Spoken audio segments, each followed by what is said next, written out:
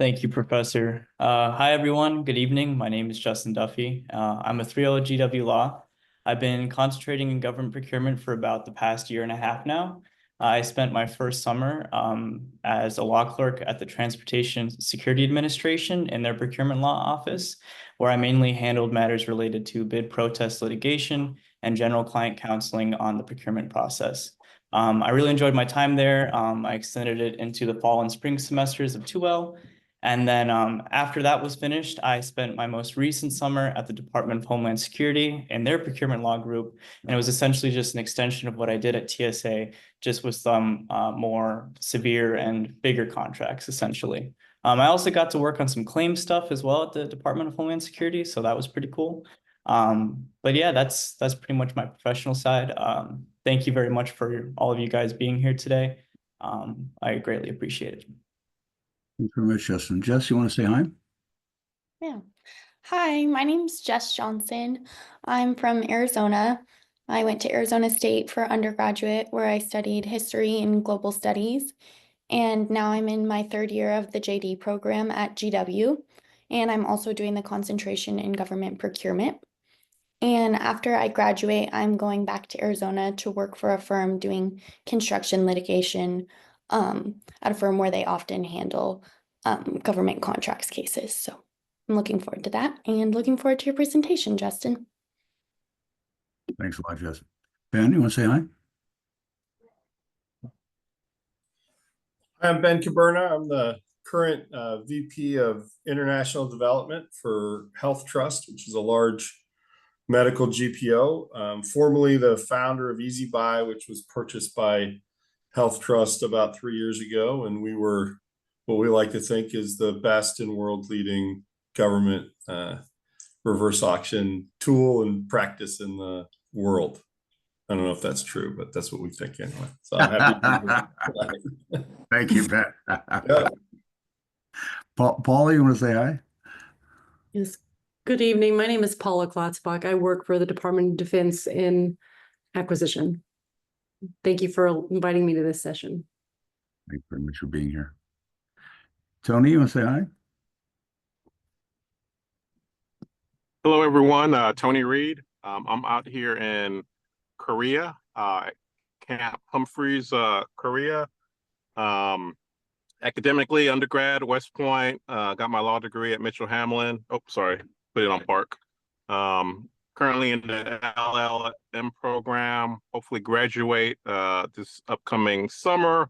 I am the director of contracting out here. So what we do is we procure, supplies, services, and minor construction on behalf of, I guess, the Army and some of the other services, and just ensure they all have what they need to support the mission out here. Thank you, Tony. Welcome. Nice to meet everyone. Yep. And Dan?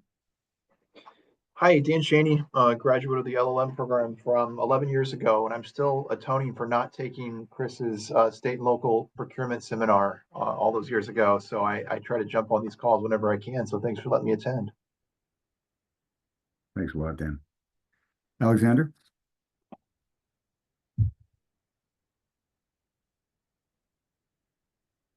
We may have lost him. Jimenez? And Becky.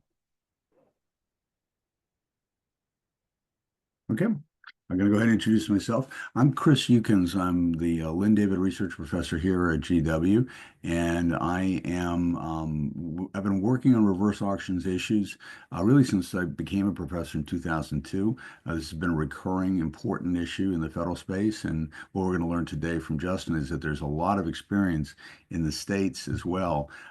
Besides wanting to help frame up a potential model procurement code provision, we also hope that the experience in the states can work to help the federal government as it develops it expands its reverse auction rule. The federal government for the first time recently published a final rule on reverse auctions that's been pending for many years, and it's an important opportunity for the federal government to be able to reap the benefits of reverse auctions that Justin's going to be talking about from a legal standpoint, and then Ben will be talking about, and during the last part of our program, Ben will be talking about from a practical standpoint. Besides doing a lot of work in the States, we do a lot of work internationally. I met today with a team from the University of Utrecht here in the Netherlands, and yesterday I had a chance to meet with the team at the Diana program, which develops innovative dual-use technologies through NATO in their London offices. So there's a lot going on in terms of changes in procurement internationally, and we're very, very lucky to be able to be a part of that. And Justin has done extraordinary work in putting together this presentation to talk about the experience in the States with reverse auctions. So with that, I will turn it over to Justin. Thanks, Professor. So thank you all for being here today. Today I'm going to be speaking a little bit on reverse auctions in the States. Into our roadmap. So first I'm going to talk a little bit about reverse auctions themselves. I'm going to introduce a definition that I liked from the Army FAR supplement, as well as discuss why electronic reverse auctions are valued in procurement. Then I'm going to talk a little bit about the new federal rules on reverse auctions, which can be found in FAR 17.8. I'm going to be discussing the way the regulation is organized, as well as briefly discuss some key provisions. After that, I'm going to introduce proposed amendments to the FAR, then transition into the bulk of my presentation, which is the state regulations on electronic reverse auctions. I'm going to be discussing around 10 different states, some having very good reverse auction regulations, and some having pretty bad reverse auction regulations. Overall, the majority of the states, if not all, are behind the federal acquisition regulation when it comes to their reverse auction rules. Finally, I'll be applying what can be learned from the FAR and the states, and kind of putting that together to form what the model procurement code might take into consideration when crafting a model reverse auction regulation. Starting off with the definition that I found. So this is from the Army FAR supplement, and it reads that electronic reverse auctions are an internet-based acquisition tool that allows the government to procure goods and services from suppliers in a competitive environment in which sellers anonymously bid prices down until the auction is complete. Reverse auctions are generally considered to be an evolution of the sealed bidding process, as they're generally used for the same kinds of goods and services, but they incur greater cost savings. Ultimately, these cost savings are the best thing about reverse auctions. So for example, in 2012, the Department of Homeland Security, the Department of the Interior, and the Department of Veteran Affairs reported 12% in savings on commercial item procurements. Furthermore, in that same year, the Department of Energy saved 14% on core supplies and service contracts. These savings are extremely dependent on proper reverse auction conduct, which hinges on well-written reverse auction regulations. For example, in 2013, the Government Accountability Office reported that 1/3 of all reverse auctions held by the federal government in that fiscal year lacked any form of iterative bidding. And as a result, those contracts were being awarded at a higher price than if they were properly competed for. And they missed out on valuable cost savings. And this kind of highlights the importance of reverse auction regulations. You know, they increase the effectiveness of reverse auctions by providing proper guidance to allow the market to work more efficiently. Justin, if I could just throw in here just because with my age, I've sort of lived through this. So there is what Justin's getting at is that in order for this reverse auction marketplace to work effectively, there has to be a system of rules. And those rules, and as the GAO reports that Justin's been citing point out, by the way, those GAO reports are linked in a webinar that we did on electronic reverse auctions. It's on publicprocurementinternational.com.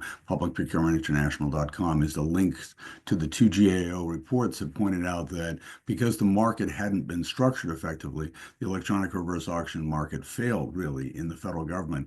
What the cost savings are important because they bring the policy question into very high relief.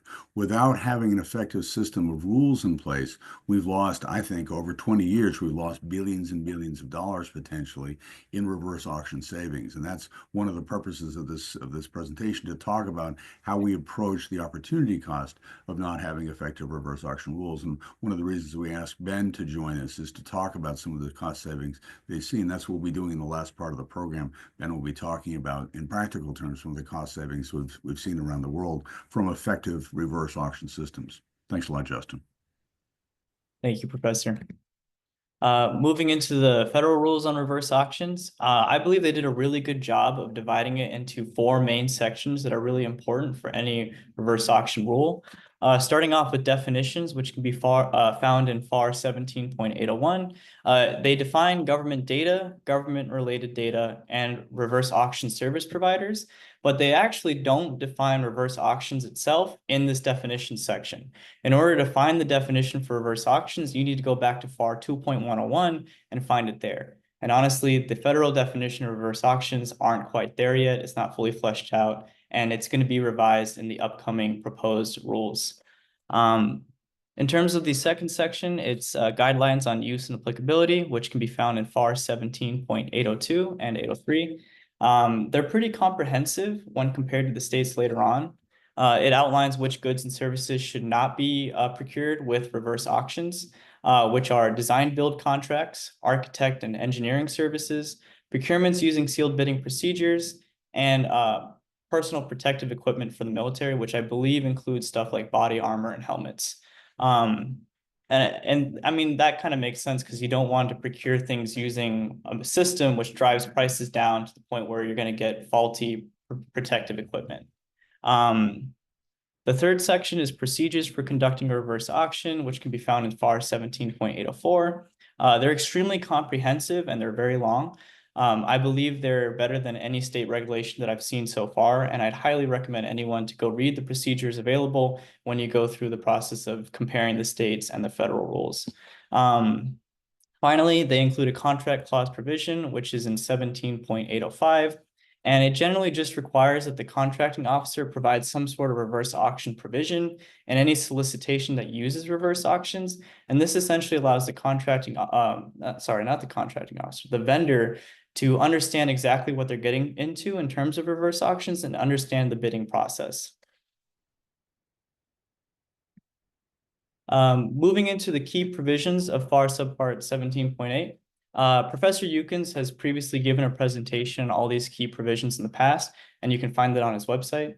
So for this part of the presentation, I'm only going to briefly mention them. Starting off with government access to reverse auction data. It allows the government to retain data for use in future procurements. Disclosure of lowest bidder price. That's really important of any reverse auction provision, because you want to make sure that the price is known to the public because it kind of sets the price going forward. Limited guidance. So the FAR does a pretty good job on providing guidance, I think, but it can always be improved.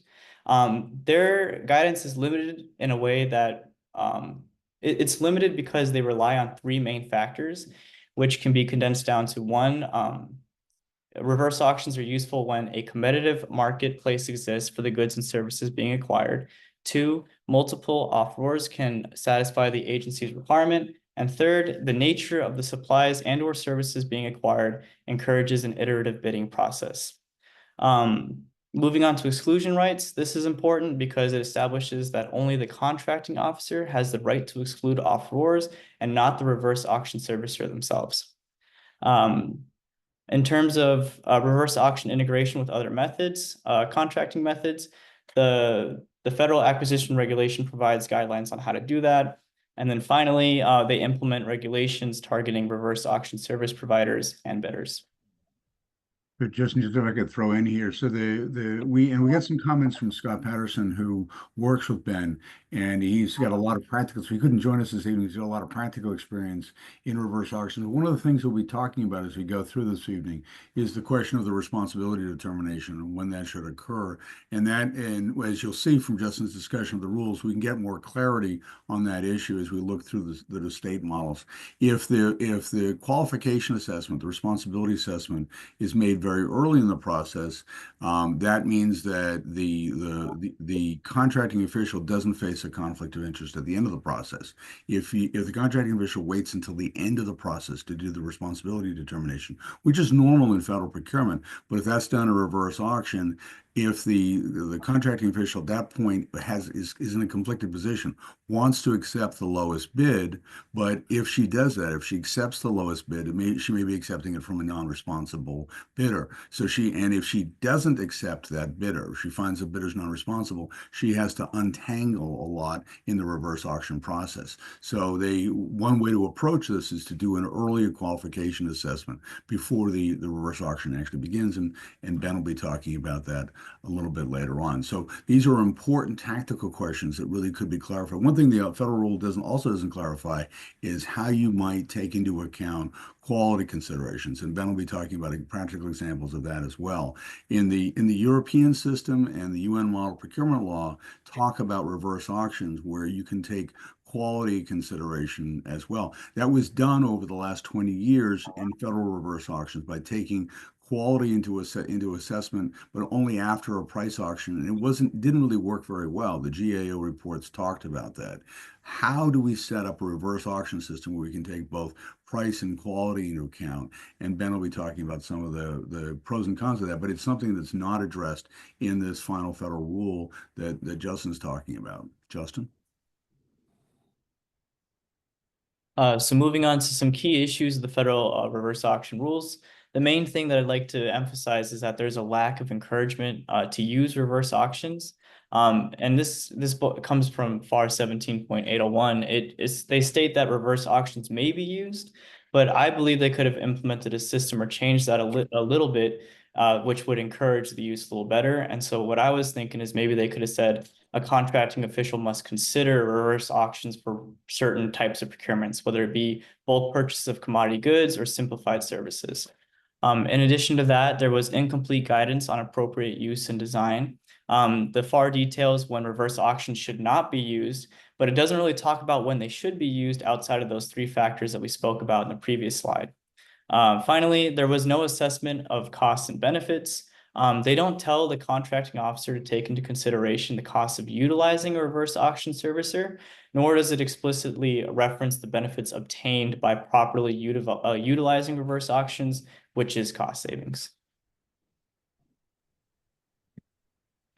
Moving into the proposed rules, they mainly pertain to construction services, but they do implement a definition change. It completely revamps the definition to now mention the requirement of 2 or more offerors, the reverse auction being held via an electronic medium, and that it's generally used for goods and services contracts or task and delivery orders and purchase orders under another contract. In addition to that, they plan on limiting the use of reverse auctions for construction services over the simplified acquisition threshold, which currently stands at $250,000. And some of the construction services that are being banned for reverse auction use are site and planning design, architectural and engineering services, interior design, and construction for substantial alteration of public buildings or public works. But Justin, just to put this into context, it's actually common around the world. We're going to see state examples, but it's common around the world to see a ban on reverse auctions on construction services. So essentially we saw the main federal rule covering reverse auctions in general, and now a proposed federal rule on construction services that would ban the use of reverse auctions for construction services. So part of this overall picture is what's happening right now politically and historically. If the proposed rule moves to final, and then we'll have a final general federal rule, and then the special federal rule on construction services, which helps clarify some of the definitional issues in the initial general rule. The Trump administration, the first Trump administration did not want to issue a lot of regulations. So it's unlikely there'll be further regulations issued regarding reverse auctions in the near future in the federal government. So what Justin is laying the groundwork for, which is an assessment of the model procurement, of a potential rule for the model procurement code provision of the Model Procurement Code, reverse auctions, that discussion of what a model rule would look like on reverse auctions becomes the main game in the United States, because further development of the federal rule isn't likely to happen in the near future because the Trump administration would want to limit the regulatory output from the FAR councils. Justin. Thank you. Moving on to the state regulations now, this is the meat of my presentation. So here are some of the key findings that I found across all of the states. Essentially, the majority of this, a lot of states lacked any reverse auction rule, or they were so hard to find that I just couldn't find them. And just for the purposes of this presentation and my research, I utilized Westlaw and Google to find the majority of these regulations. Some states repealed the use of reverse auctions. New York in particular had reverse auction regulations, which they heavily promoted in the early 2010s. However, they must have had issues implementing these reverse auctions. And so at one point, they actually repealed these regulations that encouraged the use of them. But it was kind of confusing, though, because even though they repealed these regulations and I couldn't find any new ones, it seems like they are still using reverse auctions as of 2017, because I was able to find a contract award for two separate reverse auction servicers, EasyBuy and eBridge. So they are still using it. So I couldn't find it. So it was interesting. I'll talk about that when we get to my section and some of the other state related laws. So the Wild West for sure. Sounds good. And so moving on to the poor definitions aspect of it, nearly every single state could improve upon their definition. The major mistake that the most of them make is they fail to include the concept of iterative bidding, which is the key driver of cost savings in their definition. The majority of states had limited and relaxed guidance. Some states lacked procedural guidance, which is like how to conduct the reverse auction itself, whereas other states lacked guidance in the area of applicability and use, which is like what procurements are best used for reverse auctions. Some states require pre-qualification or allow the procuring officer to conduct pre-qualifications as they see fit. Some states emphasize which type of procurements are allowed and not allowed. West Virginia has a very good example of what requirements a good or service must meet in order to be used with reverse auction. We'll go into greater detail on that later. And then finally, it seems like a lot of states are aware that that their regulations for reverse auctions aren't very good. And so they explicitly give power to state agencies and procuring officials to promulgate regulations. And you can see this in Arizona and West Virginia.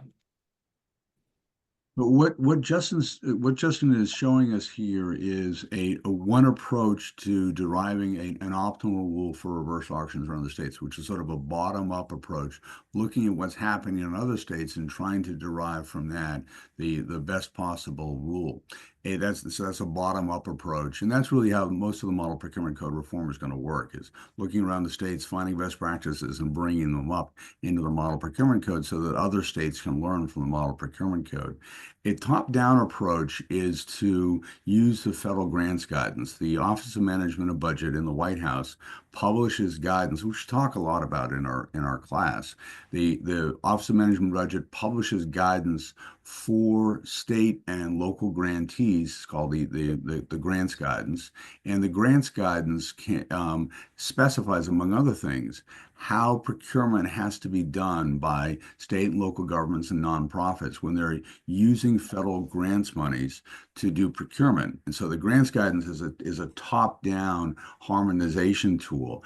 And again, there's a political aspect to it. Democratic administrations tend to put more into the grants guidance to give more direction to the states on how they should be running their procurements. Republican administrations tend to do less. For example, the Reagan administration stripped away a lot of the grants guidance that existed when Ronald Reagan took office. So we're unlikely to see a greater elaboration of the grants guidance during the Trump administration, certainly with regard to something as potentially as controversial as reverse auctions, that we're unlikely to see a top-down solution from OMB telling state and local governments and how to do reverse auctions. So the bottom-up approach through the MPC is the likeliest to succeed over the next few years. That's why these types of discussions are so important. Thanks, Justin. So we're going to start off with with Alabama. So Alabama actually does not have an express reverse auction statute that I could find, but they have created an agency supplement that discusses best practices for reverse auction procedures. The statute that I listed in the slide above is actually their competition requirements, which the supplement itself was drafted to meet. So this supplement itself was very in-depth in terms of procedures for holding reverse auctions. And some key things that I found and wanted to pull out is that they discuss 3 different methods for conducting reverse auctions. I mean, it makes sense. You know, they have in-house reverse auctions, commercial auction hosts, which I believe are third-party servicers, and conducting reverse auctions through cooperative purchasing agreements. In addition to that, they discuss bidding processes, purchases eligible with reverse auctions, communication with contractors, requirements drafting, tie bids, and ground for bid rejection. And you can find everything they said in the supplement with this link that I provided right there. Some key issues that are worth mentioning is that their definition of reverse auctions lack any mention of iterative bidding, which I believe is one of the most important part of any good reverse auction definition. And it doesn't outright ban reverse auctions for use on complex procurements. Rather, they kind of describe how to most effectively use reverse auctions, which isn't the worst. You'll see a lot of other states kind of fail to do that. And another thing that was interesting is that they said reverse auctions are only usable when no equivalent item being purchased is available through pre-existing state purchasing program, or if the resulting price of the conducted reverse auction is equivalent to or lower than the existing prices in the state purchasing program. And so this is kind of limiting the ability of the contracting officer to use their discretion. And I feel like when you word it this way and say like, oh, there's one already in the state purchasing program, you're going to kind of coax contracting officers away from using reverse auctions and just going with the state purchasing program and not really using their own, agency to investigate if the price would be lower of using a reverse auction. If you don't mind on that one, I almost guarantee Alabama's never run a reverse auction in a public format, not for lack of me flying down there and trying. This law was written specifically to make sure nobody would ever use a reverse auction. A state contract price is, every state has state contracts, and it's by definition the highest possible price a vendor can bid. So it's never volume based. So if you're a police car vendor in Alabama and you want to get on the state contract, you have to issue a price that if one city in Alabama far away from you wants to buy one car, you've priced it high enough to do that. What states should be doing, and what many states do, or at least allow their people to do, is when you then need to buy 30 police cars, you use the state contract price as your starting price and you reverse auction off of that. It's a nice way to have pre-qualified vendors show up, because if they have a state contract, they're at least qualified under most of the code.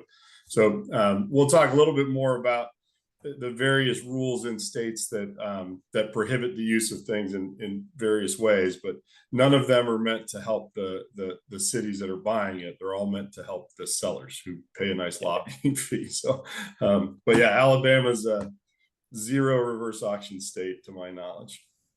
And that's what I was worried about, honestly, when I see because this limiting thing that I just spoke about is it's actually pretty common across all the states.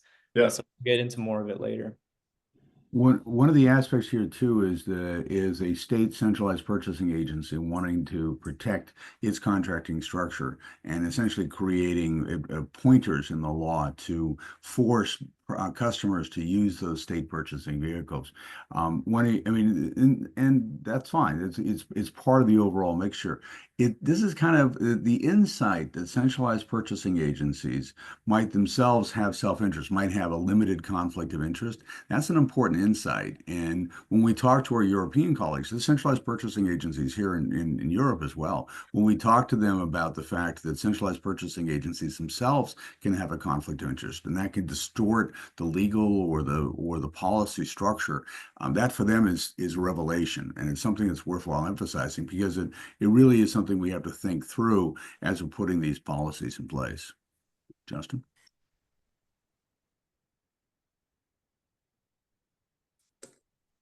Okay, so moving into Arizona now. This is Arizona's online bidding statute, so I just wanted to draw attention to the name of the regulation itself. I kind of have an issue with, them calling it online bidding versus reverse auctions because it kind of makes it a little more difficult to find. I had to explicitly search online e-bids to find this instead of reverse auction. The only other state that calls reverse auctions online bidding or in their regulations is South Carolina. So there's kind of like a lack of consistency among the states. But I also want to draw your attention to the first arrow at the very top there, as it's a limiting factor when deciding to use reverse auctions. It states if a procurement officer determines that an electronic online bidding is more advantageous than other procurement methods provided in this chapter, a procurement officer may use online bidding to obtain bids electronically for the purchase of goods and services, construction and information services. The second arrow kind of points out the timing notice requirement, which is a good thing. But in the entirety of this whole regulation here, they don't really discuss what kind of reverse auction systems are available to them, whether they have something set up in-house or whether they should be using a third-party servicer. Just another note on that, Arizona and South Carolina are both our clients. So we actually had a hand in writing that law, and we often coach most of our entities to not use the word reverse auction in any of their bid documents or laws. We prefer them to use dynamic pricing systems. We like that better. When we put reverse auction in the law, immediately the Association of General Contractors will challenge that and lobby hard against it. So the reason you see a federal ban on design and build construction services is because the AGC spent as much money as they had in their coffers to make sure that they didn't have to do it. In Ohio, interestingly, we got construction opt out of that as long as we didn't allow architects and design services. And that was actually a barter we made with those two organizations. So all restrictive reverse auction laws are written to benefit the vendor, right? So if AT&T could figure out how to spend enough money to make sure telecom was never reverse auction, they would. One funny story, there's a study from 2008 that talks about reverse auction and construction services. Bechtel, one of the largest construction companies in the world, wrote the book, literally a book, on how to run reverse auctions for all construction and subcontractor services. Most U.S. embassies that Bechtel had the contract to build throughout the 60s and 70s were all procured using a rudimentary reverse auction system. So, yeah, lots of fun anecdotes laced in your presentation. I'm excited about it. Yeah, no, that explains a lot from an insider perspective. I had no idea about the lobbying aspect of it because I would imagine that vendors really don't like entering reverse auctions, so that makes a lot more sense now. I spent about 10 years being a professional hostile witness at state houses throughout the country. Moving on to the key issues of Arizona, they don't provide a reverse auction definition anywhere in their online bidding statute. It essentially allows for use of reverse auctions for all types of procurements. It doesn't provide guidance on proper use or detail how to maximize the benefits of reverse auctions. And it, like I said earlier, it discusses timing, but it doesn't discuss what reverse auction services are available to them. And so I guess Arizona kind of recognized the vagueness of their online bidding statute. And so they actually created their own supplement. Their supplement was drafted by the Arizona Department of Administration. It breaks down electronic reverse auctions into 5 phases, which start with determining the need, developing the solicitation, notifying vendors of an electronic reverse auction, issue and conduct reverse auction, and then finally award the contract. I believe the procedure is well thought out, but it kind of lacks specificity for each step. For example, when they discuss determining the need, the supplement makes no mention of what factors to take into consideration, nor what procurements best fit a reverse auction. Another thing to note is that this supplement that I was able to find was drafted in 2013. It refers to statutes for procedures that have since been repealed. I wonder if it was like old sealed bidding statutes, but I have no idea because they repealed it and I wasn't able to find an updated supplement. So I really don't know where their current, reverse auction rules stand. And one good thing that they did do in their supplement is that they provide an example solicitation and a notice email, which is probably helpful for the government agencies. But the sample was for the purchase of 11 vans.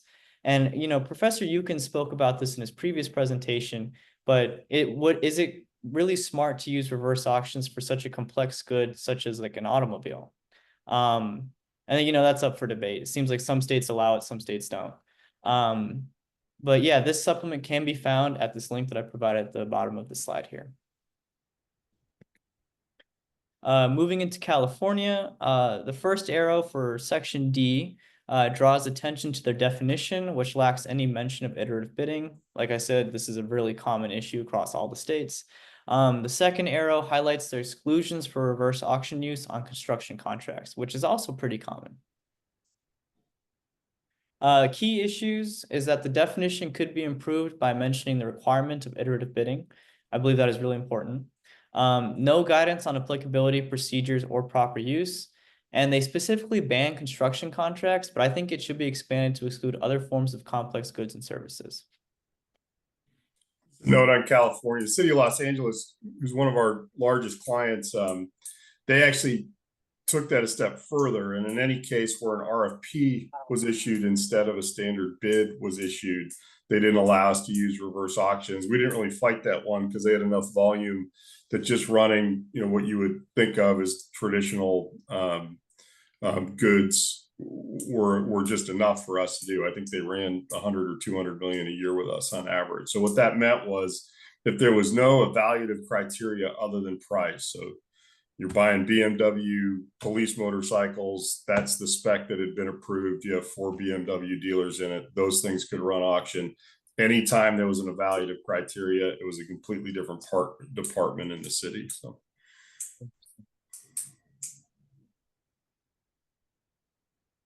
Moving on to Colorado, this is Colorado's reverse auction statute.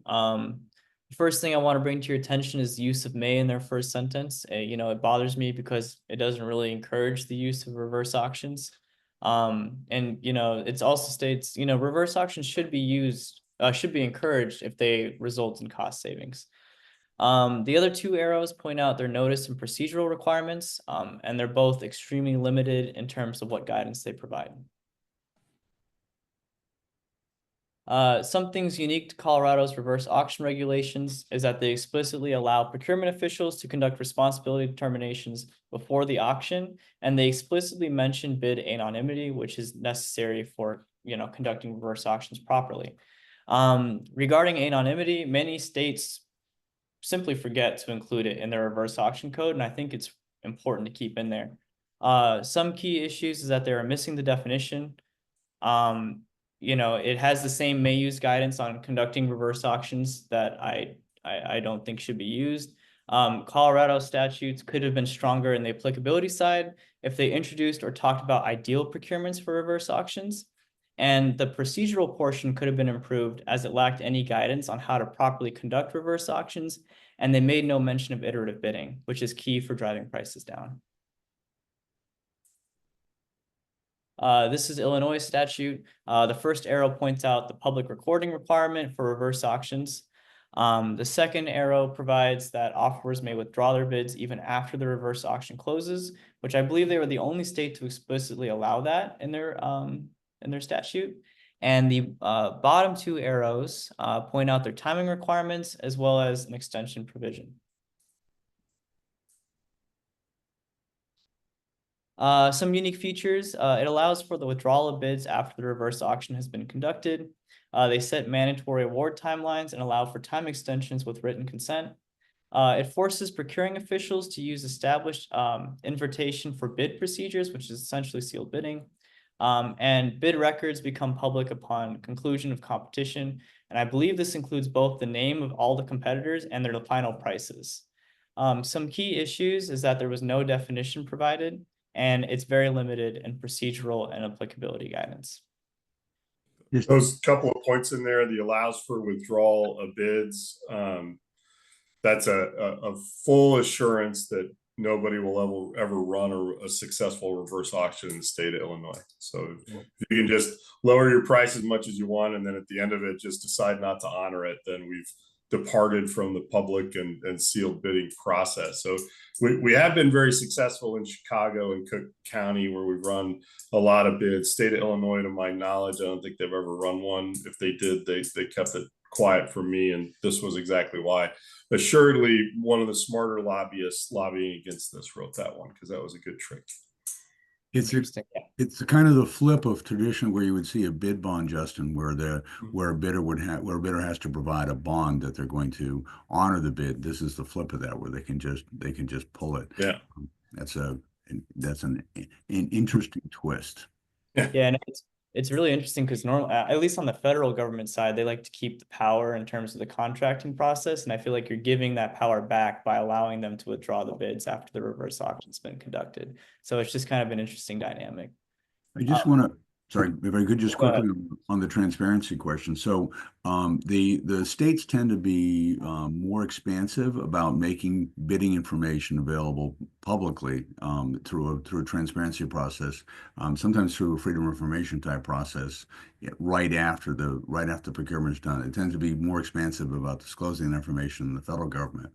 This is sort of like moving forward slowly out of the Freedom of Information Act realm of the 20th century. What we all need to realize is that 20 or 30 years down the road, everything's going to be open all the time. Open contracting ideas are going to be pervasive.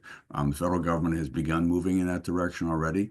So that when we're structuring rules, we have to do so on the assumption that in the foreseeable future, everything will be transparent all the time.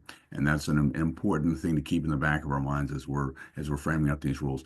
It's kind of interesting that this open contracting is so little recognized in the federal realm that we're actually going to, this summer, we're going to be holding a series of webinars on open contracting so people get more comfortable with the idea that everything has to be accessible all the time and everything has to be machine readable if at all possible. That's a new paradigm that we have to work within. Moving on to Nebraska. So the first arrow for section 4 down there highlights how Nebraska explicitly gives the State Purchasing Bureau the ability to promulgate rules and regulations. And the second arrow is the reverse auction definition, which isn't that great, and we'll get into it in the next slide.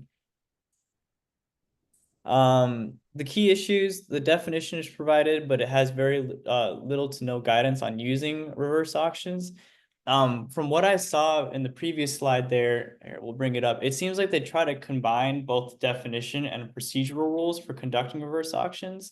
And I feel like when you try to combine all these things into one definition, it's just going to turn out pretty poorly.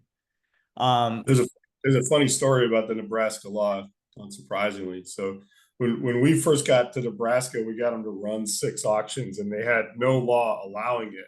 And their legal position was, so we're a vendor funded organization, so the state's not paying me, and so their theory was, if we're not paying for it and there's no law preventing it, then we should just be able to do it. So we just ran auctions for a while that we got paid on for a long time with no coverage, regulation, or basis in law. When the next law director came in, they decided that was not a great idea, so they hurriedly jammed through a single sentence paragraph to try themselves in an omnibus bill.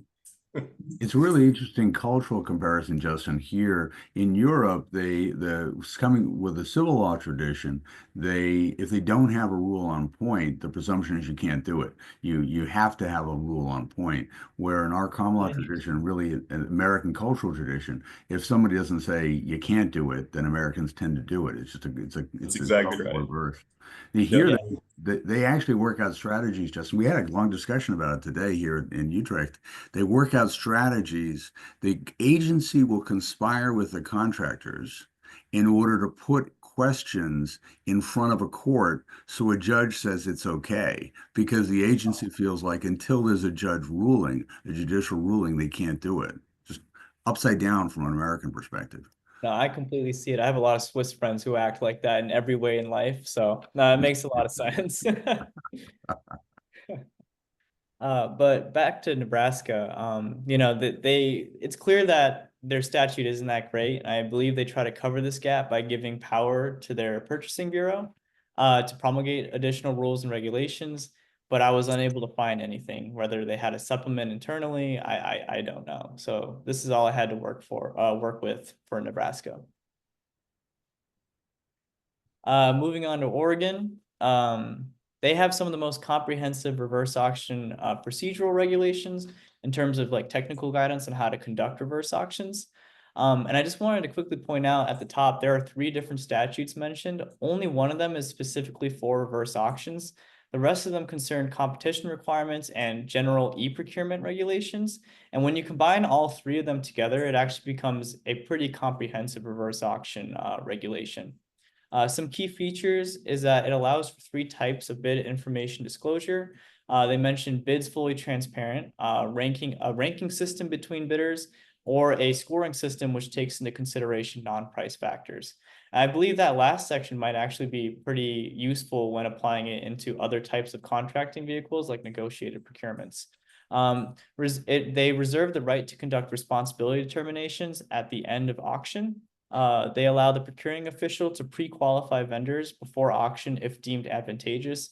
I don't believe they explain when that would be advantageous, so that's kind of up for debate. They have public notice requirements for both solicitation and award, and they require a 7-day intent to award notice if the contract is worth over $150,000. And I believe that is just in the event that anybody wants to protest the award. Their guidance is comprehensive for e-procurement regulations when compared to the other states. They provide guidance on soliciting, conducting, and awarding contracts via various electronic contracting methods. While they excel on the technical guidance for reverse auctions, the state fails to provide adequate definitions, and they don't provide any guidance on when to use reverse auctions, nor what type of procurements in terms of goods or services are appropriate for reverse auctions. Moving into Virginia. So this is all I could find concerning reverse auctions in Virginia. So this was found in a statute which listed out a bunch of contracting methods that are allowed for the state agencies to use. And so reverse auctions are just one of the 19 different vehicles or whatever that were allowed for use. As you can tell, there's not much to it, and I was unable to locate any supplement or any other reverse auction regulation. Some key issues, well, it's missing everything that makes a good reverse auction rule. I think that's pretty self-explanatory. And but one thing that they did mention is it excludes the bulk purchases of road-related construction and maintenance materials. And so I was a little confused by this because I'm originally from Illinois and it snows a lot, right? So in my mind, road-related construction maintenance materials might include things like road salt, right? I think road salt is used to maintain the road and make it safe for everybody. And I think road salt would be something that would be really good to be procured under a reverse auction. I think you could save a lot of money by doing it because it's a pretty standard product. But under a Virginia statute, that's essentially excluded. And I think that's something that they failed to foresee. There's probably a lot of other different types of goods that they could be procuring with reverse auctions, but because of this rule, they're not going to be able to. Road salt was one of our leading categories across the Northeast and West. Yeah. Cargill specifically got that bulk purchase of road related put in a lobbying effort to specifically preclude. They tried it in every other state, but by the time they got us, we had been so successful that the state couldn't even justify it with a large political donation. But in Virginia, they got there first. Really? Wow. Yeah. Does Virginia get snow on the roads? Just up in the mountains, but In the again, mountains?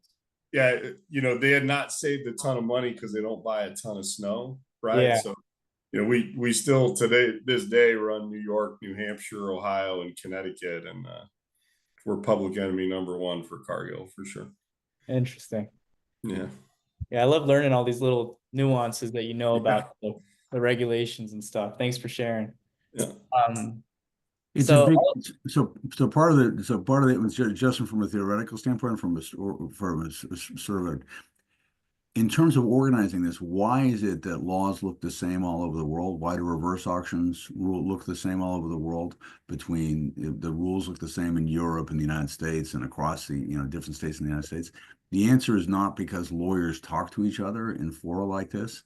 It's because the economic and political forces are parallel. The organizational, what would an organizational economist would focus on, or a political scientist would focus on, those are the things that are driving the commonality. So you basically can't understand the world, Justin, unless you have this understanding of the common undercurrents that explain why we have this commonality. It's a very interesting, but we basically, as lawyers, we've missed it for centuries.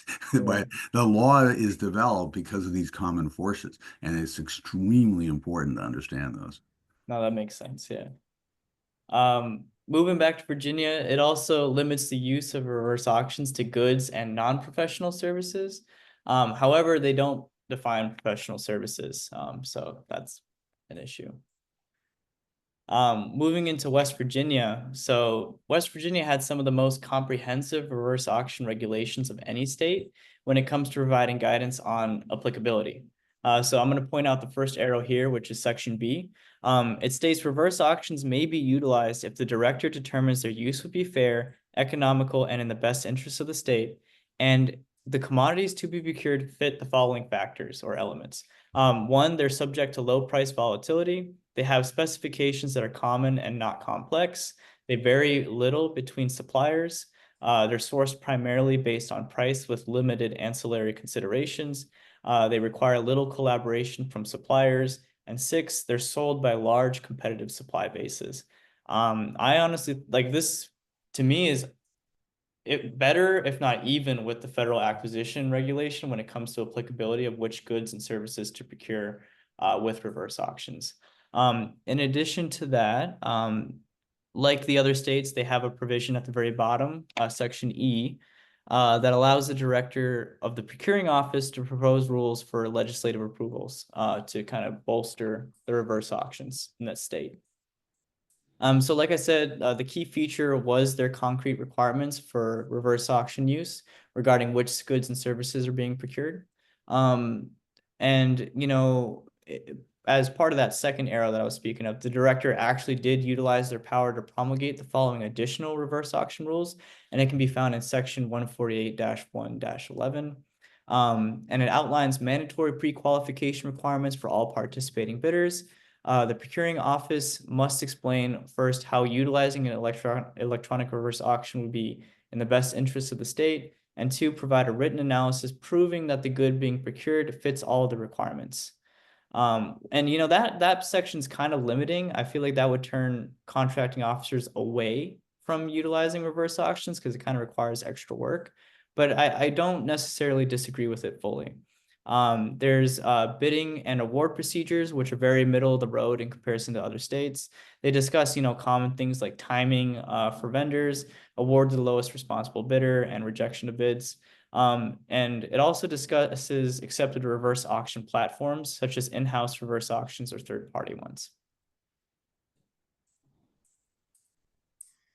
Moving on to South Carolina. South Carolina also has the same limiting factor in which the procurement officer must determine that online bidding is more advantageous than competitive sealed bidding. And so that's highlighted by the first arrow, conditions for use. And then for the second arrow, which points to section 3, their bidding process on the technical or operational side is very comprehensive when you compare it to the other states. I'm not going to fully read it right now because it's pretty long, but I just wanted to bring it to you guys' attention. Some distinct features is South Carolina's instructions on the bidding process is much more in-depth when compared to the other states. And it relies on sealed bidding procedures outlined in a different section only for sealed bids to kind of substitute the lack of procedures they had in the reverse auction statute. So if you went back and looked at their sealed bidding procedures, they talk about notice, bid evaluation, acceptance, award, and cancellations. And they also talk about what to do in the event of tie bids. Some key issues is that it provides guidance on when to use reverse auctions, which is it must be more advantageous than sealed bidding, but it doesn't define what would make use of a reverse auction more advantageous. I mean, it's kind of common knowledge that it would be cost savings, but I feel like if they outline exactly what makes it more advantageous, it would make it easier for the contracting officials to come to that conclusion. In addition, they don't define reverse auctions, and like I said, they use the term competitive online bidding, and it's kind of causes a lack of uniformity. This is another one that we wrote specifically for them and does everything we need to make the use of reverse auction as expansive as possible. So that was the point of it. We can talk later about whether that's the best idea or not. You know, it made sense when you explained it, so. Yeah, I got to him first. So that was essentially everything from the state side and the federal side. So I thought it would be interesting to apply both of them to what the model procurement code's regulations on reverse auctions could look like. You know, first off, I really think that the FAR sets out, you know, important provisions or sections for any reverse auction regulation. At its core, it provides stronger and more comprehensive reverse auction regulation and rules than pretty much all the states. And these important sections that I'm talking about are definitions, guidelines on proper use and applicability, procedures for conducting a reverse auction. Oh, did you say something? Oh, sorry. And finally, the inclusion of a contract clause provision. And so, yeah, I think the model procurement code should take these core sections from the FAR and expand upon them. So starting off with what does a good definition section look like? Well, you know, it has to have concrete and in-depth definitions for reverse auctions. Reverse auction regulations that hyperlink back to a definition section of a statute should ensure that the existing reverse auction regulation is updated. So for example, in the FAR, like they don't even talk about reverse auctions in their reverse auction section. There's no definition for it. So if they do hyperlink it back to FAR 2.101, you got to make sure that the definition is up to date and applicable to that section. Some important elements of a good reverse auction definition are first, that the reverse auctions are held online. They require 2 or more offers for adequate competition. The iterative bidding is crucial for driving that price cost down, and they're conducted over an established period of time, and they're awarded to the lowest bidder. Moving on to concrete guidelines on use and applicability. Reverse auctions should be promoted for procurements involving simple goods and services, whether it's bulk purchases of a relatively standardized product like road salt, or procurement of janitorial services or other simple services. You know, we're using reverse auctions to procure goods and services like that will generally save more money than if it was conducted via sealed bidding. Some states leave pre-qualification up to the discretion of the procuring officer, but they never discuss which scenarios require it explicitly. So maybe it has something to do with the importance of the good or services being procured, or maybe the consequences received in the event of poor performance or, you know, bad performance. The model procurement code could provide examples on what types of goods and services should or should not be procured with reverse auctions. So, you know, both the federal acquisition regulation and the rules from West Virginia kind of run along this vein. The FAR had good requirements on what is appropriate for reverse auction use, but it would have been extremely beneficial to include kind of like a non-exhaustive list of what types of procurement should not be conducted with a reverse auction, just to give an idea to the contracting officer. Finally, the MPC could consider potentially limiting reverse auction use on high value procurements. You know, I would make an exception though for like mass purchases of bulk goods and services, bulk goods and materials, sorry. So like things like road salt. Some concrete examples for proper reverse auction use. I think West Virginia's was great. So low price volatility, specifications that are common and not complex, very little between suppliers, sourced primarily on price with limited ancillary considerations that require little collaboration with suppliers and are sold by large competitive supply bases. In terms of services, you want to focus on non-professional and non-specialized services. So for example, you want to target things like janitorial, administrative assistance, and low-level tech support stuff versus architectural, medical, and engineering services. Moving into the procedures for conducting a reverse auction. So it would be smart to include procedures for agency award refusal. So this discusses things like unfair prices, competition was not realized, or irresponsible offers. The Model Procurement Code could consider aspects of Arizona's internal reverse auction guidance, which sets out 5 relatively simple steps in order to fully achieve or conduct a reverse auction and really flesh them out. The Model Procurement Code could also consider introducing something like South Carolina's technical bidding process procedures, which are found on slide 26. Oregon laid out 3 different bid disclosure methods, which were the bids fully transparent, a ranking system, or a scoring system, which takes into consideration non-price factors. And it's also important to make sure that bidder identity during the reverse auction is hidden. And finally, Alabama, I believe their procedures were pretty comprehensive when it came to conducting reverse auctions. They cover topics such as tie bids, rejecting bids, bidder communication restraints, recording requirements, and the option to pre-screen vendors. In addition to all this, the Federal Acquisition Regulation, their procedures for reverse auctions were also pretty good, and they should be taken into consideration. Finally, it's really important to insert reverse auction provisions into solicitations and contracts via contract clause provision. If these reverse auction provisions are properly drafted, they provide lots of useful information to vendors. So that would be definitions involved for reverse auctions. It would describe how a reverse auction works, what the government hopes to gain by using reverse auctions as its contracting method, procedures on how to compete effectively in a reverse auction, any pre-qualification requirements, terms of agreement, assurance of bid confidentiality among competing parties, which is important to make sure that vendors return for reverse auctions and keep participating in them, and government data provisions, essentially saying that, hey, we want to reserve the right to keep this data and utilize it going forward.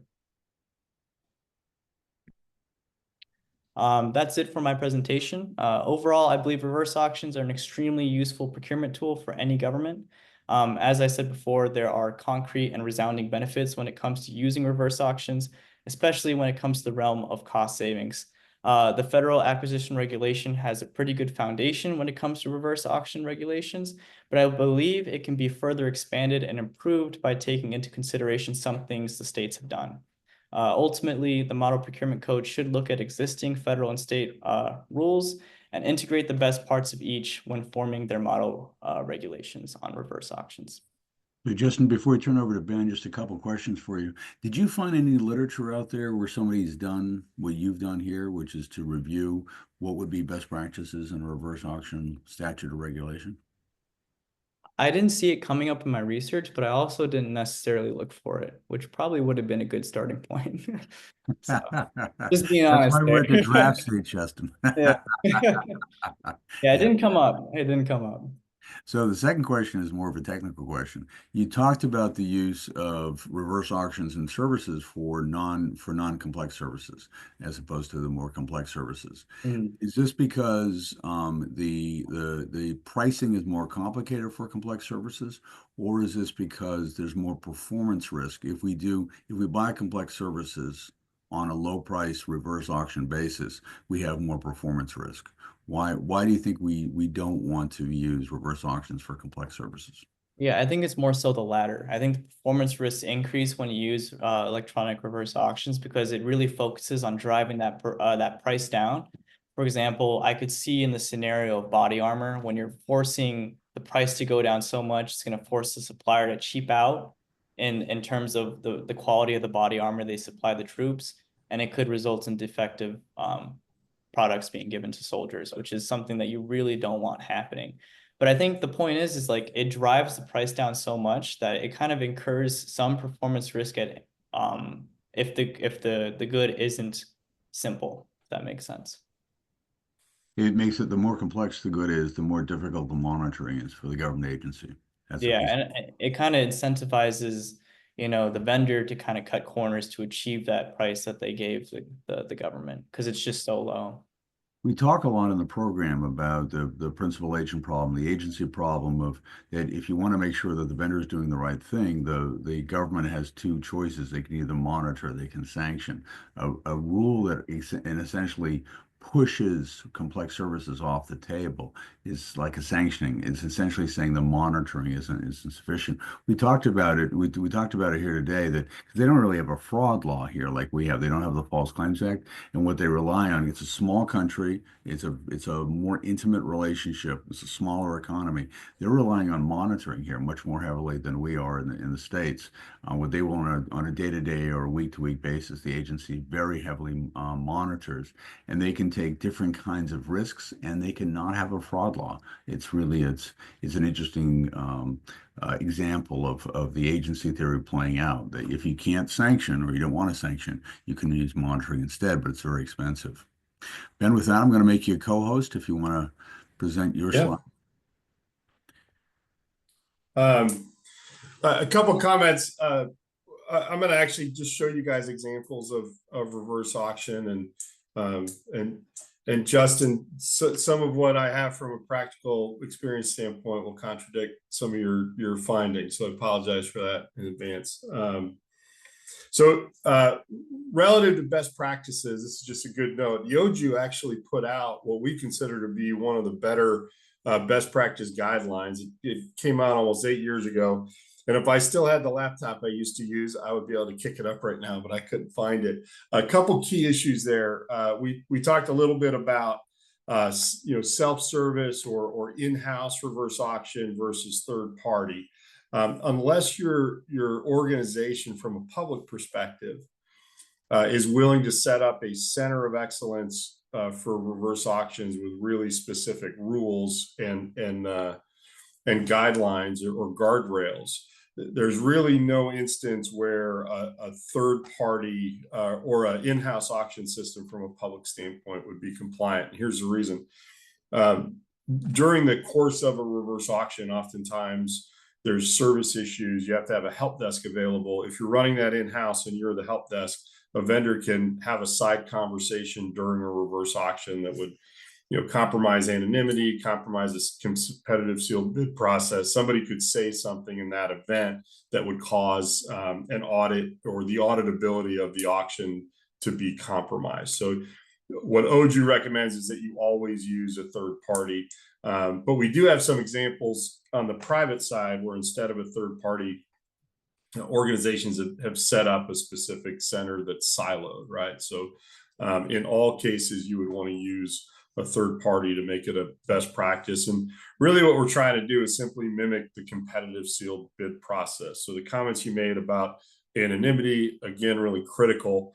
From a strategic perspective, there is no good reason to tell anybody anything but their rank in a reverse auction, right? So just as an example of that, the point of the reverse auction, the happy consequence is often that we save money, but the point of a reverse auction is to get the accurate price from every vendor and then apply your value-based metric or non-price factors to figure out what the best opportunity is. So if I know what the low price is, so if my low price is $100 and I start at $120 and I know the low price in there is $90, I have very little reason to bid at all. What the goal of the auction is to get the low price from every vendor. So when combined, when it's technical scores or non-price factors, you can figure out what the best value is for the client.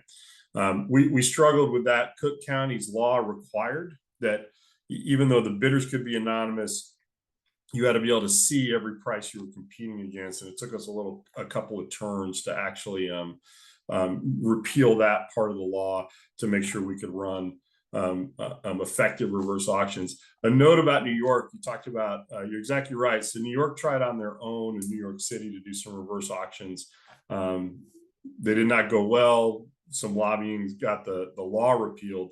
When ultimately New York decided to go out to RFP and award reverse auctions, the way we got around that was we used the RFP or bid documents themselves to announce the method of procurement. The theory being, that would be a time for a vendor to protest the method and say it was contrary to the law. So it was a little bit of a trick we used, and we still run reverse auctions with them to this day. They're interesting. They awarded 2 suppliers. So for each reverse auction that they're going to run, those 2 suppliers, us included, bid on that from a pricing standpoint. So I think we just ran $120 million a year worth of fuel. So that's the actual fuel price at all the stations throughout New York for public agency consumption.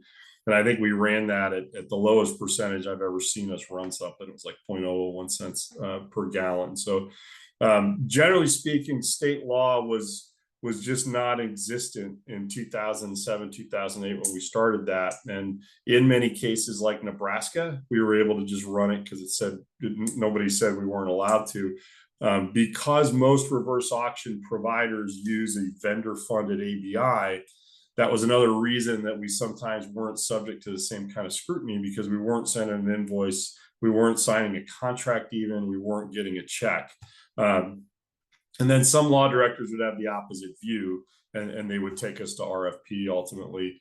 On the federal side, it was FedBid that ran most of the reverse auctions. I think there were two organizations, including the Navy, that ran what we would consider to be actual reverse auctions. What FedBid did was just enable a marketplace where a lot of pre-registered vendors could list prices for things.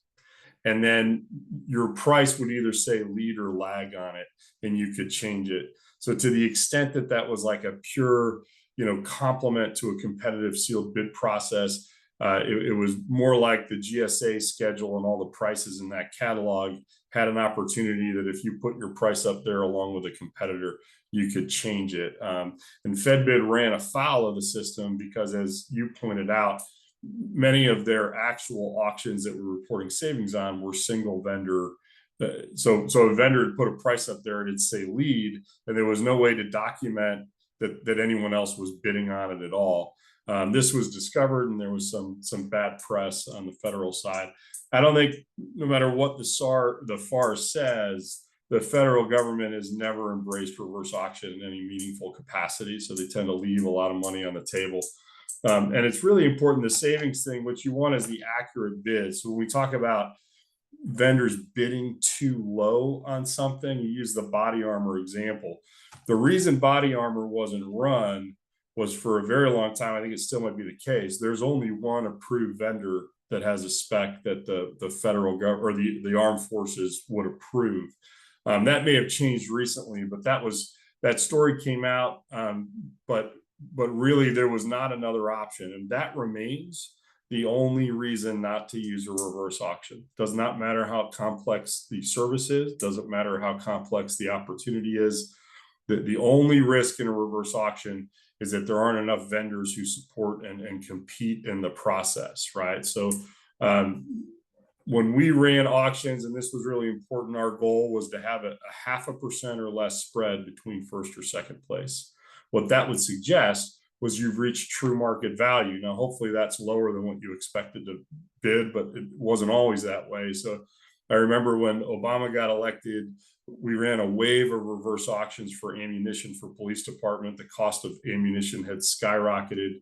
And what we were really doing was trying to hedge against, instead of a 28% increase, we were trying to auction that thing down to a 7% increase. But anytime you had an auction result where a single vendor or two vendors were significantly below the rest of the field, it would suggest to you that you needed to do some checking. And relative to spec'd out stuff versus non-spec'd out stuff, we've really been able to systemically fix that, right? So, in a pre-qualification scenario, I remember coming out of COVID for the NHS, we ran a lot of medical supply and janitorial supply bids, reverse auction.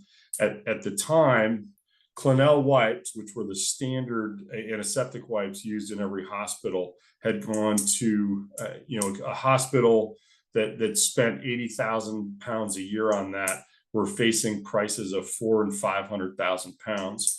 So we would auction those as the accepted or approved item, and then we run a separate lot for any alternates that have not yet been investigated or approved. So one of the problems with running alternate events, so we're using this spec, body armor is a good idea, or a good example. We're using this spec, there's only one vendor, give us your Kevlar body armor price.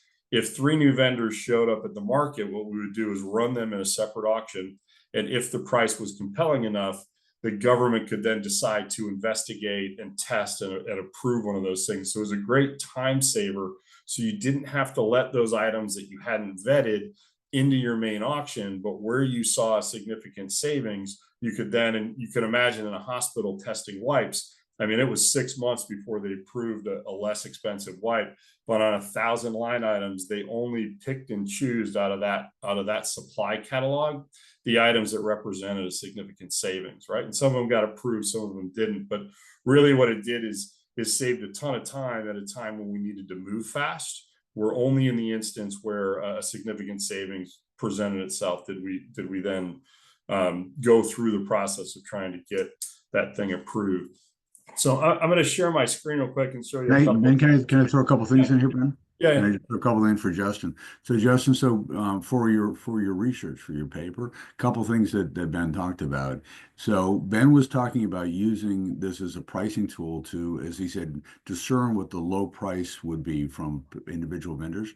The goal of any market mechanism is to discover what the marginal cost of production is. That's the lowest possible price a producer will sell, the marginal cost of production. So when you're going in, and here you're really going sideways in the economic literature, Justin, to the economic literature will support Ben insofar as the economists will say, yes, you have anonymity of bidding because what you're really looking for is the marginal cost of production, the individual bidders, and you don't want to that's very sensitive information. What my lowest possible cost of production is information I don't want to tell my competitors. So Ben's essentially saying you can't run an effective reverse auction if you're forcing the vendors to disclose that most sensitive information. It's it will be an economic argument for the anonymity, and you want to be looking sideways into a really robust economic literature on reverse auctions for that point, that discussion of why to preserve the anonymity. On a separate issue that Ben discussed, which is what you're concerned if you're seeing a bid suddenly much lower, you're concerned that this may be too low. That's an issue of unrealistically low pricing, or internationally what's called an abnormally low tender. The federal system, unrealistically low pricing. Internationally, like the World Bank also talks about an abnormally low tender. What you're looking for legally, Justin, is a crosswalk or a link between the reverse auction rule and the rule regarding unrealistically low bidding, because there are mechanisms in place to assess whether or not there's performance risk from that very abnormally low bid. Though you should say, oh, a reverse auction regulation or statute should cross-refer to those mechanisms for assessing the performance risk presented by a very, very low bid. Our software actually built that in. So we use that abnormally low tender formula the World Bank came up. We use it to set a standard deviation for every line item. And our bid monitoring service, as those auctions are happening live, in any line item where a bid falls below that standard deviation, we pause the bid and we'll check with the vendor. Sometimes you have human error, all those things, but that creates a flag in our system to be considered. As Professor Eukens taught us, and we expanded on, that is also an indicator in some cases of corrupt practices. So if you wanted to assess risk on things, part of the leading indicators of corruption would be abnormally low tenders getting awarded for some reason. So really important. The reverse auction itself is often not the cause of issues. You just have to run things properly in order to avoid the issues. And even in the UK, I think I ran a janitorial services contract where an assessment was done to find out what the cheapest possible way to do that was. So they did an internal assessment. If we had this in-house, we paid these people an hourly rate, what would it actually cost to clean those things? And they set that as a floor where you couldn't actually bid below that item. So there's some interesting ways to do that. The auction itself is simply the best way to establish the correct price, right? And there really shouldn't be any limitations. Our opinion was always train your procurement people well, don't legally require anything, run a best practice auction. And we created a best policy template that we used. but procurement professionals, not politicians, lobbyists, or governors, should be deciding whether we should or shouldn't use reverse auction. It's simply when it gives an advantageous price. One interesting international law: Brazil for a long time required the use of reverse auctions for every procurement. Russia did the same thing for a while. So not known for bastions of transparency. So just because you're using a reverse auction doesn't mean you don't have the exact same collusion problems and bid rigging problems you have elsewhere. Brazil's an interesting story. The system they built was custom, and the buying agency would set the price they wanted to get down to, and the first vendor to hit it would win. Almost another interesting factor is upon award of that, you would get 10% up front, right? And then 90% when you finish the contract. So a number of criminal organizations built bots, early bots that would always win down to the low price. They take the 10% and never show up again and abscond with the money. So lots of great. So Brazil actually canceled that program and are working with us a little bit to try and figure out how to do something new. So let's take a quick look at a couple of just want to throw something quick on it and just build on something you said before, Ben, for Justin's purposes. Justin, you could write a whole paper on unrealistically low bidding.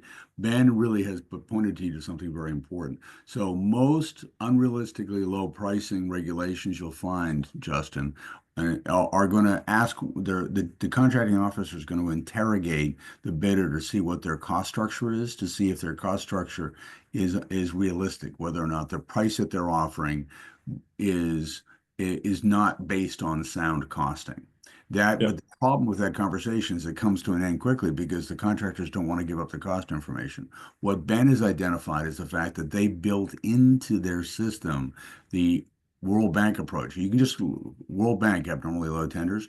What the World Bank is doing is they're not looking at cost structure so much as they're looking statistically at whether or not the bidding that's being done is within standard deviations. So that they're looking at a bell curve of bids. And if the ones that fall off the bell curve, those are the ones that are raising concerns. You're looking statistically at the field of bids. You're not doing a cost interrogation. Very different approach. Yeah, exactly. So this is a dashboard of literally every reverse auction we've run for both our public and private entities. We tracked baseline savings per category. Some of these things will be surprising to you. What you will notice is very few categories don't represent savings. Food is one of them, although food is really successful with reverse auctions. Because it's a really volatile commodity. So when we do prison food systems, we're usually engaging local farmers. We're building a marketplace. There's a quarterly auction so that if tomatoes are a better buy than lettuce on a given day from the local community, we're taking advantage of that by running auctions more often. We do that a lot for some of our private enterprise customers with things like chemicals and raw materials, where if you ask a vendor to hold a price for 2 years, you're going to get a hedge. So we pre-qualify 4 suppliers, and for a 3-year run, every quarter we run an auction. And oftentimes the price goes up because the market has gone up, but you're looking for the best price on that day. So I flashed just while we were talking, I think a couple of examples that I thought were particularly salient. This is a really good example of an auction that uses non-price factors or RFP scores to run the final auction, right? So if I go to the lot section here, we have non-price scores. This was simply for office supplies in Mesa, Arizona, where each of the vendors were scored and weighted based on their non-price scores in the auction. So I think there was 1,000 points available, 600 available for price versus non-price. Someone will have to explain to me why delivering a pencil could be that much different. But what you'll see here is that the highest price vendor won the auction, right? And instead of the price going down every time they put a bid in, their score tabulated and went up. So Everyone entered here with a non-price score. There was a certain amount of score price points available for price rank based on each item. And each time they were lowering a price on an item, it actually jacked the score up. So at the end of this auction, there was no further evaluation required. This group had 588 non-price, 362 price. It's worth noting that WIST is a local office supply company that they obviously wanted very badly to win. So I'm actually, not a fan of this methodology. The right thing to do is to keep your pricing separate from your non-price scores until after the pricing event's concluded, and then use your software to combine those things. So that was one example that I thought was a good one. Sorry, Ben, can I just throw in here just quickly, because it's really important for Yeah. Justin. So what Ben's done here, Justin, in just a very few short strokes, he's described you what the Europeans call a type 2 auction, where they're doing a quality evaluation up front. They're scoring based on quality, and then that quality score is being built and through an algorithm being built into the bidding process. That's right. And so this is an entirely different class that the federal rule doesn't even contemplate, but is contemplated by the European directives, contemplated by the UN model procurement law. Now, the $64,000 question, Ben, is why don't you think this is a good idea? Well, I think it is a good idea, except that what this allowed was for this vendor to not have to lower their price as much as they maybe could have, because they were represented as being in first place during the pricing event. So if you separate those two things and you tell the vendors, first, we're going to run your pricing event, then we're going to add your score to that. So just because you're the lowest price does not mean you're going to win. You'll get a more competitive result from that for sure. So, certainly you want to have all those options available to you in any platform or reverse auction process and rules you choose, and you make the best determination based on that. And there are some dangers into that pricing module. I remember running a fire truck, 2 fire trucks for the Cayman Island government. And, many of the evaluators did not understand the impact of the scoring system. It was a lack of training. So every evaluative criteria was given a rank of 1, 2, 3, 4, 5. That's how many points were available. And there weren't that many evaluative criteria. And they decided to make it 50% non-price, 50% price. In that case, the impact of giving someone a 4 or a 5 really meant that you were willing, based on the cost of those trucks, to spend $200,000 more because they achieved a slightly higher point total. Every point was worth $200,000 on about a $6.5 million deal. And we coached them against it. They insisted on it. By the end of that, we determined that they paid $1 million more for fire trucks than they had to, because all of them liked the seat positioning of one because it was slightly closer to the front of the truck. So there are some pitfalls in the way you set those up. It's really important to have evaluative criteria that allows, or has some training that allows people to understand what kind of impact giving a 2 score out of 5 or a 4. I will say that the advent of AI has eliminated the need for a lot of that, where enough of those RFPs and scoring systems have been loaded that some of our private GPTs, where we're literally loading every RFP that ever was written and every scoring thing was ever written for an organization, draws upon some best practice automatically that leaves some of that stuff on the table, and we don't have to worry about it as much. I wanted to point out Cook County. This is Armored Car Services, where this was an old bid where they required us to show the lead bid. So this is definitely one where you don't want this to happen. And as you see, a vendor, once they saw someone drop their price to $2,500, our theory is that it would have been easy for them to say, well, my low price is $2,700. I'm not going to offer that. You want the low offer from every vendor for sure. So, Okay, if I can just throw in here for a second, Ben. Going back to the seat situation, where Ben's very eloquent description of why the building quality in up front distorted the reverse auction, Justin. That's not part of the literature yet, and it needs to be. So what you could do, going back to the say nothing, we don't want to tie Ben to the transcript of this. What I would do is cite it, cite Ben, but before you do it, discuss the draft paper with Ben to make Yeah. sure you're comfortable with your description. Yeah, happy to help. Here's an example of sort of the newer methodology we're employing with that, where this is a catalog of office supplies. One just interesting feature that's available is, in this case, we identified all the office supplies they actually bought in the last year out of the entire catalog, where they didn't buy every battery in the catalog, but we allow the vendors to upload their catalogs with list prices on it and offer discounts off of those catalogs, so that even if you have never bought it before, if you need it, when you contract it, you have a hard price on it.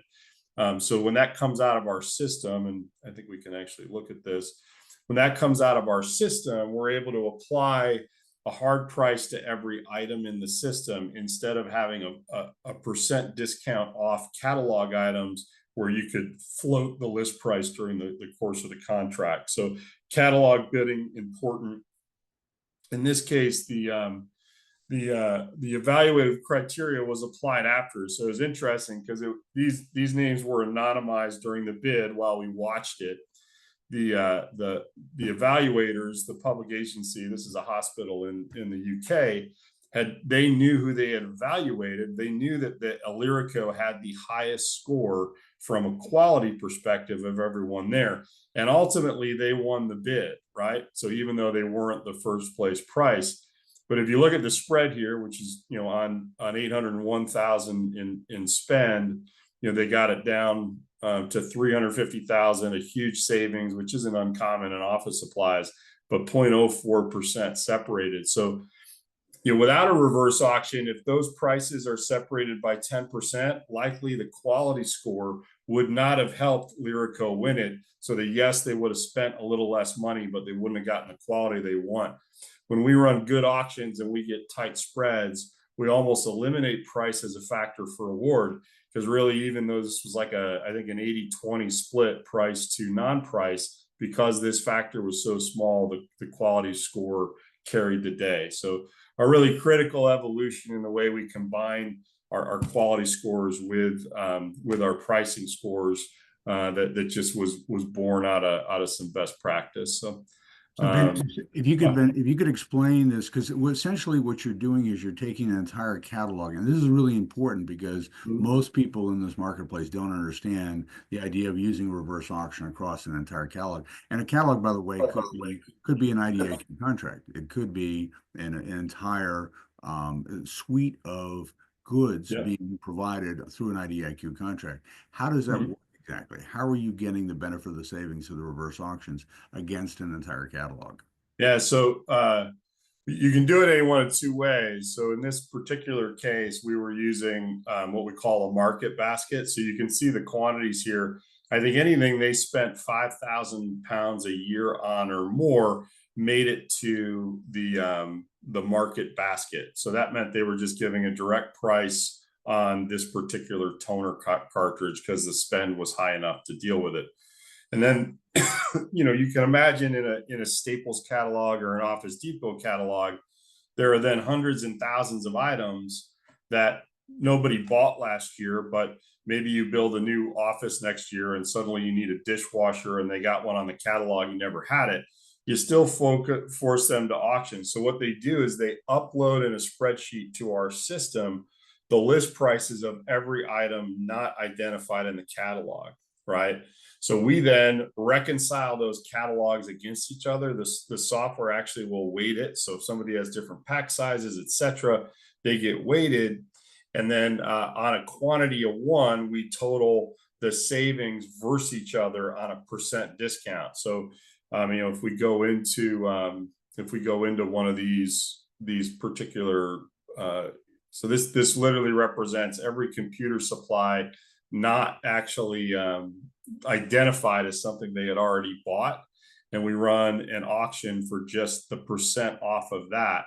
So what then happens is, right, and here's where they're bidding their percent discount off a list. You can see what these guys do with list prices. This is why you don't buy off state contract prices, by the way. So Banner Group is offering an 80% discount off of their list price for everything in that catalog, and that's ranked and contributes to the award criteria, although not as much because the volume is non-existent. But if you have to buy something on that, you have a correctly procured and contracted hard price in your catalog instead of having a % discount off. We can also do that as a markup. So often when you talk about vehicles, you're gonna have a line item for the actual car itself. If you're doing police cars, you might have a line item for the upfit package where they've gone and said, we want this light bar and this security and whatever. And then you'll do a parts catalog where they'll do a markup or a discount to that parts catalog. So if something goes wrong with your vehicle, you've then got an auction price on what the parts cost if you have to replace something. So, and then I wanted to show this stream feature. This is what we were talking about before. So we can set the standard deviation either at savings or increase. So if somebody has put a bid in that we think is abnormally high, so this is that abnormally low tender formula that says, in this particular case, anything that was 30% below the current low bid would get flagged. And during a reverse auction, we have a monitoring department that is monitoring this. And anytime, like they have an open chat with a vendor that's auditable and you can download it after each bid. And whenever they see something that's a little out of whack, they're going to query that. Our team has the ability to pause every auction in case a mistake's been made, but obviously we want to flag a savings warning every time. Now, in something like office supplies, it's really not unusual on a line item basis, and there's a view here where you can literally see first place for every line item separately. We use this view in case you're going to award these separately instead of doing a single award, and it's not unusual to have 98-80% savings occur in an office supply bid, but it's something you want to check on. This happens with pharmaceuticals a lot as well. So I'll stop for a minute there.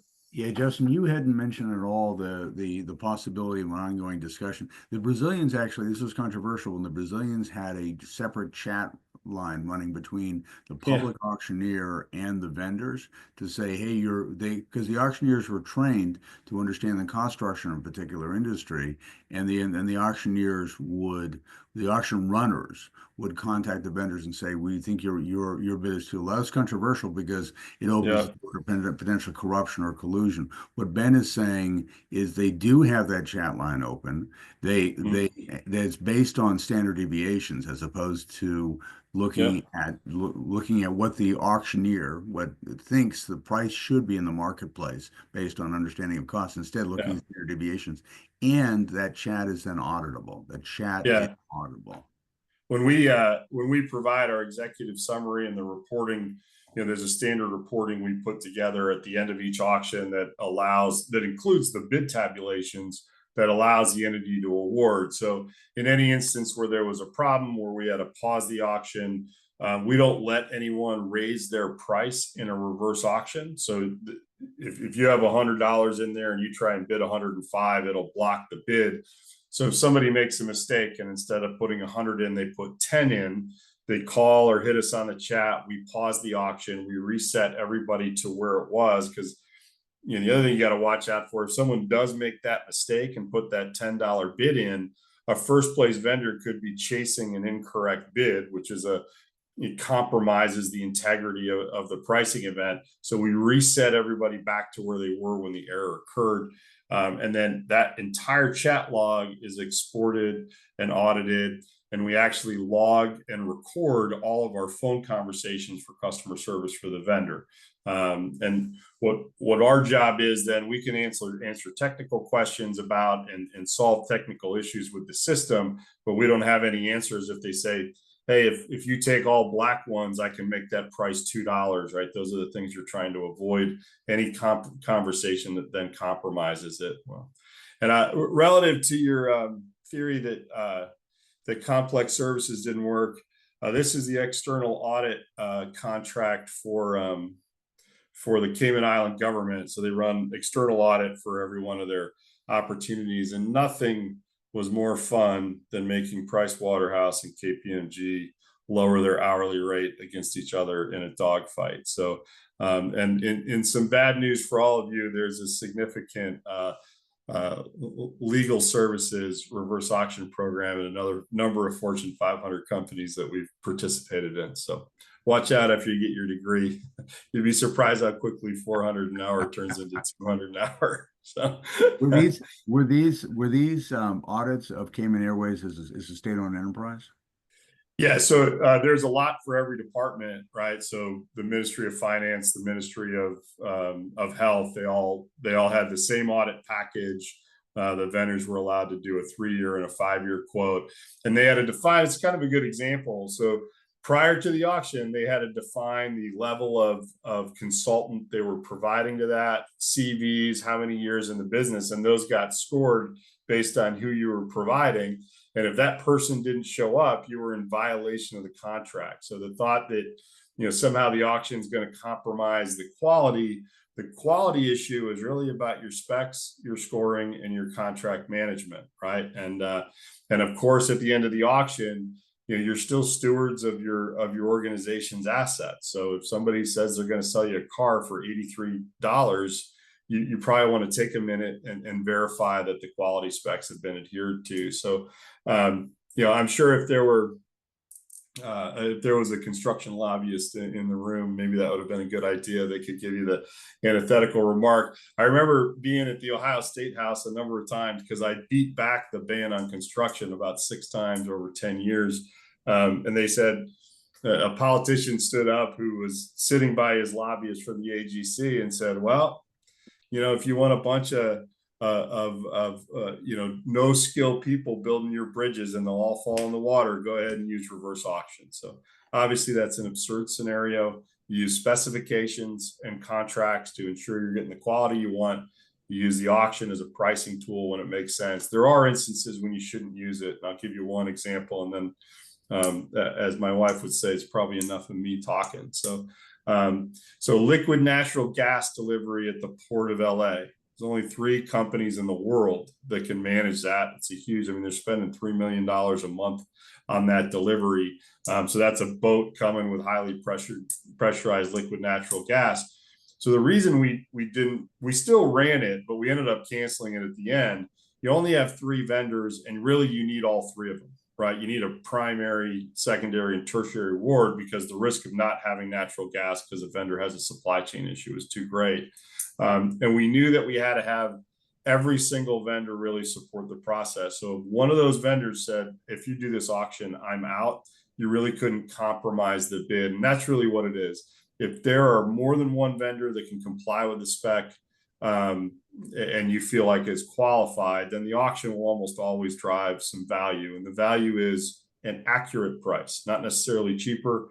I sell savings all day. That's what we're you know, over here in Northern Ireland with the NHS trying to figure out tomorrow on their drug contracts. But the key is we're getting the accurate price, and we do that by seeing that the market is really tight at the end of the auction, and we feel like we combine that with good quality issues. So I wish the federal government would just simply listen to me, and then they would save a lot more money and have a lot less headaches. But we may be able to just to clarify for Justin, you're actually Ben talked about what happened at the end of the auction. Justin, what happens before the auction? Do you actually reach out to the vendors to make sure that they're all going to participate?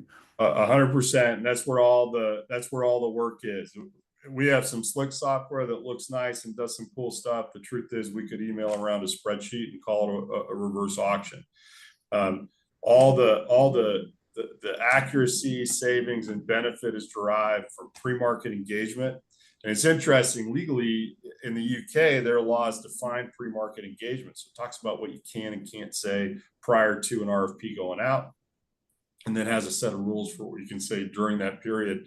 We like to touch the vendors 7 times during the run-up to the auction to determine if they're really going to participate. Shockingly, vendors lie to us all the time, and they say, yep, we're in, and then they bail at the last minute. But what we want to do for our clients, and what the practical thing is, you just want to know this is going to be a competitive and well participated in auction. If you have a flaky vendor, which is a little bit nuanced, or simply you have vendors that say, Caterpillar refuses to participate in any auction ever to sell any of its products. They are one of, by the way, the global leaders in buying products using the reverse auction tool. So it's good for them when they're buying stuff, but they refuse to sell stuff to it. And that creates a market issue because you have a lot of heavy equipment, government heavy equipment shops that are Caterpillar shops, right? So that their mechanics all fix Caterpillars. And if they don't participate, often you can't run that bid. But that vendor touch, which needs to be auditable. If you looked at our vendor engagement sort of logs, you'll see every conversation every day, exactly what everyone said, and KPIs, red flags that prove that. So process is key, vendor engagement is key, and then if you have slick software, that's fun too. So we. Justin, the Ben was teasing us about the fact that legal services can be the reverse auction. This actually, the course is actually a response to that criticism. That in the early 2000s, we were seeing price competition in the marketplace because procurement lawyers really only knew how to do federal formations, federal contract administration. This course and the other courses we have in the curriculum that allow you to get a more variegated, a more complex set of skills essentially decommoditizes the public procurement law marketplace, fighting reverse auctions. So by design. For sure. It's been a fun industry to be in, and sometimes wildly frustrating, but we've had some great successes, and it's been great working with Professor Eukins, who's kind of a thought leader for all of us and a champion. So anyway, is there any questions from the crew? Jess? Yeah, so this is kind of speaking to your last point about vendor participation. You had mentioned that your system is vendor paid. Is that true everywhere that it's used? No, we definitely have plenty of entities that have simply written us a check for a self-service license, definitely on the private side. We have other private entities that will pay us a per auction fee. And we even offer like a light service. We call it build it, train it, run it, where if you've written your specs, issued your RFP, you've qualified your vendors, you've done all the work, and you really just need us to set the thing up and train the vendors and host it, we'll charge a little less for that. On the public side, there are 2 states, Virginia's one of them, and Pennsylvania, that own and operate their own reverse auction system to not great success or penetration. So the vendor funded model, what we like about it is the final price you see includes our fee in it. So it's sort of a natural guarantee. The client's under no obligation to award a bid. So if we thought something was going to be $100,000 and we were charging 3% of it, and it came back at $105,000 and they said, well, we can't award this because it's too expensive, then we don't get paid for that. So it's sort of a creative way to do 2 things. One, in many cases, they don't consider us a direct cost. And 2, our results tend to be guaranteed. So if we benchmark this and it was supposed to be $100 and it came in lower than that, even with our fee in it, we consider that a success. Okay, because I was kind of wondering, like, even if maybe the vendors aren't considering you a direct cost, but they still acknowledge that they're what's keeping you running, in a sense, and then it's also driving up prices for them. What's really keeping like a contractors association from going and talking to all the vendors and saying, hey, everyone, we're out, like we're banding together. Yeah. Well, some Have you collusion rules. faced that? Yeah, collusion rules keep them from doing that in the public sector, but that's absolutely something that happens, right? What we fight every day is vendors not participating or buying into the process. And they, what I always say is, like, if I looked at a work plan for a procurement department at a federal agency, there might be 1,000 contracts that they have to do every 3 years, right?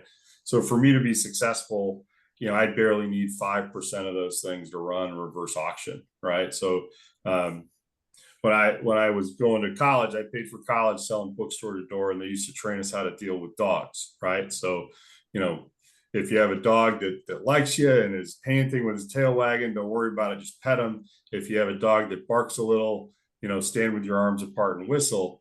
if there's a fence with a barbed wire and a Rottweiler growling and trying to bite you, just go to the next house, right? So if I got to have a legal battle and everyone wants to get up in arms and hire lobbyists, maybe I just kind of skip that category that day.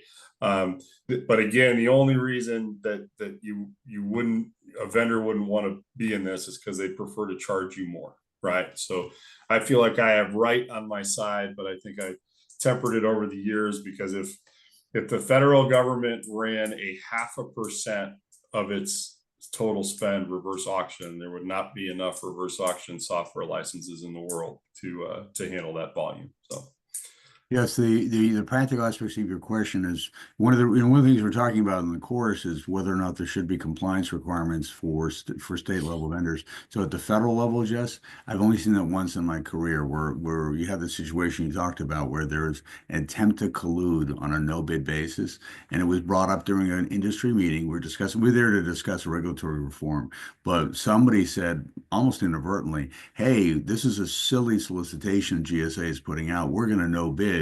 What are you guys going to do?" yeah. And individual vendors stood up and said, "I'm John Smith. I work for Lockheed Martin. I'm very clearly saying publicly that I'm leaving this meeting because we do not participate in collusion." And vendor after vendor after vendor, because they'd all been trained, Jess, in compliance. They'd all been trained to do exactly that. They all left very loudly. So at the end, the woman who said it and myself were the only people left in the room. Everybody else had left because they've been trained to do that. Okay. I had one more question. Yeah, go ahead. So you mentioned Cook County as being a good example. I'm doing my project on strategic sourcing, and I also found Cook County to be a very good example. And I was wondering if you have any ideas on what Cook County is doing that's making them such a leader in procurement. You might be the only one that's ever concluded Cook County was the leader. Okay, well, it's okay. Well Yeah, known- tell me why not. well known, I just thought it was correct. funny that was your Yeah. example too. I know that the CPO there is new and relatively new and a great thinker, right? So they've had a terrible reputation for a very long time. Cook County has with a lot of corruption. I'd love to talk to you separately about strategic sourcing. It's the only way to make reverse auctions work is to do strategic sourcing. We've built what we think is the most effective strategic sourcing process for public agencies, and most of our clients participate in that process. So we have strong opinions and a lot of great data about how that works, and certainly how it matches up to compliance rules. The conclusion or the collusion one, just one of them. So and I'd love to look at like what data is showing that Cook County's got something real. Vendor engagement is really key to that, and a lot of entities prescribe laws to govern the pre-market and in tender communication with vendors, which is really the driver for strategic sourcing. There's a really cool project going on in the Caribbean right now, which has a lot of sourcing challenges, right? So they don't have a great local vendor community. They don't have great technology, but there's a project right now that's building out. We're happily participating in it. Health services and health equipment and drug related vendors in a single strategically sourced database to provide some resiliency to the medical purchases in places where sometimes it's hard to get them. So a fascinating subject, and the key to all great procurement. Feel free to reach out to me to chat about it. Will. Yeah. Thank you. In Cook County is we had a lawyer was involved from Cook County just earlier in the model procurement process. We can connect you. One of the things that came out just why Cook County is such a good example, whether or not it is successful or not, but why it's such a good example is because if you look from a population standpoint, Cook County would be right in the middle of the states. It's basically the mid-sized state, and so it's a good example of why it's so important to focus on local as well, because you can have local jurisdictions that are as large as a mid-sized state. Yeah, they're also a good example of how you can, if you're using sourcing to drive socioeconomic benefit. So they have a hard, fast rule there, right? So it is a law that 25% of every dollar spent and every bid awarded go to a minority or woman-owned subcontractor. That's a law, right? It doesn't matter what the subject matter is or whether it makes sense. So if you compare Cook County, the city of Miami, and Fairfax County's socioeconomic sourcing plan, you get really fascinating results because they're all the opposite of each other, and some have failed miserably and some have worked. So it's a really interesting study to look at how effective those programs have been. Okay, Ben, I'm keenly sensitive to how late it is where you are because I'm even later. So The pubs are closing. That's right. So Justin, thank you very much for a fantastic presentation. Really appreciate all the work you put into it. And thanks everybody in our audience. And Ben, of course, thank you for joining us. Thanks very much. We'll see you all next week. Ben, take care. Bye-bye. Yeah, bye-bye. Bye-bye.